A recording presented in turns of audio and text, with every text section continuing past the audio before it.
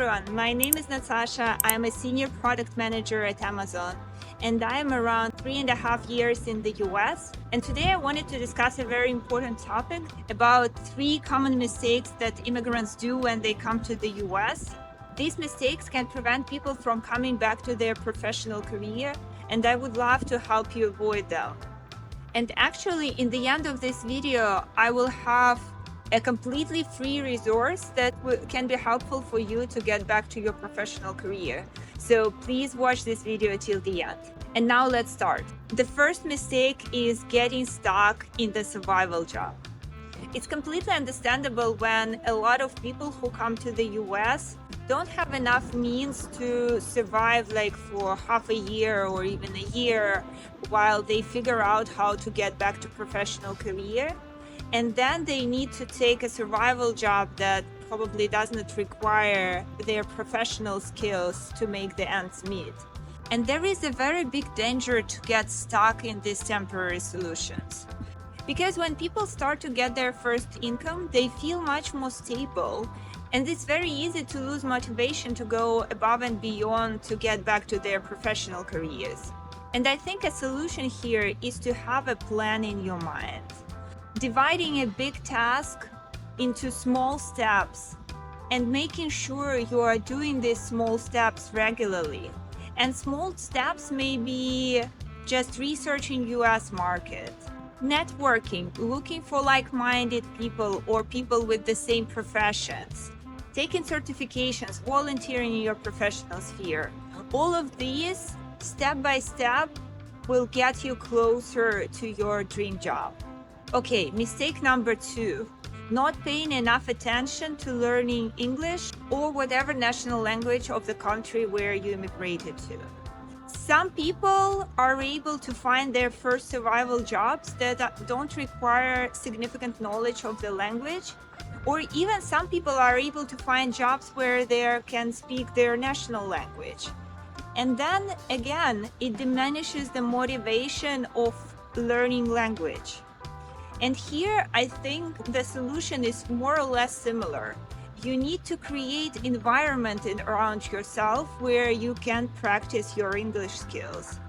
And this may be, for instance, enrolling in some section or with some group that shares your hobbies where you can speak English. Or actually, in the US, you can speak English almost everywhere because people are used to small talks. For instance, you can make a compliment to a person like in the street, or you can speak with a cashier and exchange just a few sentences with them. But if you are able to do it consistently every day, you will see the difference. But actually, one of the most effective methods I know is to learn English by preparing to your future interviews. You can practice your English by writing resume or by writing your stories to answer behavioral questions at interviews. Remember that your English shall be effective, not perfect. And especially in the US, the more you talk to people, the more you will realize that people don't care if you do mistakes or not. How beautifully you structure your phrases. Nobody cares. This is the country of immigrants. Like a very significant percentage of population here does not have English as their first language. So people here are used to others using language as a tool rather than trying to speak perfectly. And the final third mistake is losing confidence in your skills.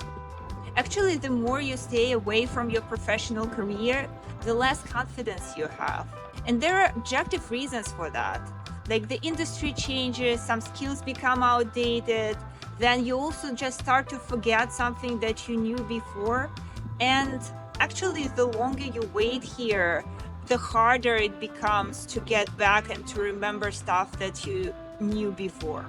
And I think a solution here is just to remind yourself that your skills are valuable. Maybe some tool can become outdated and you will have to get a new skill instead of it, right? But then you definitely have skills that remain valuable. And these may be just like working in a corporate world, being able to communicate and build relations with people, understanding how to solve problems and how to adapt to changing circumstances. All of these is something that you have and something that you will remember with enough reflection. And another thing that you can do is just to research your industry in the US. And the good source for it can be a Career One Stop. I'll leave the link here.